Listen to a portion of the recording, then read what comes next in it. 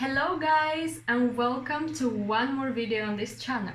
Today I'm gonna show you 5 tips of how to practice without annoying your neighbors or without annoying your family members that want to sleep.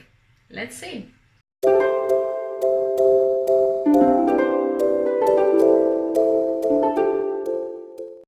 Number 1, fake it. Pretend that you play. You don't need to hear everything on your playing. So, for example, let's say we have a passage. This is a small passage from Chagas, and now I'm gonna play it without using whole sound, full sound. Again. So you almost hear, I play flautando. It's something that you can hear, it's only for yourself without other people hear it. Number 2, again, pretend that you're playing something on your violin, but this time without using your bow. Just, I will take the same passage and now I'm gonna play the passage only with my fingers. Again. Can you hear it? No, of course not. So this is a way that at least you know you keep your fingers active without playing.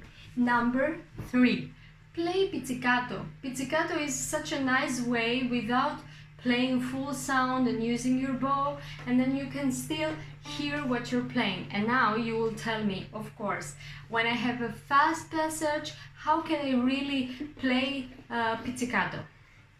So what I do personally is to play this passage slow, and then I play.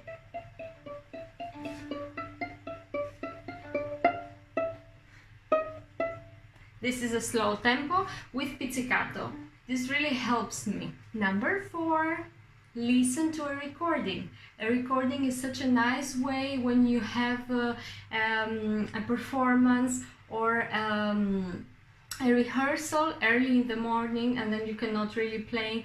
Just listen to a recording. It's for me, it always works. And last but not least, of course, use a mute.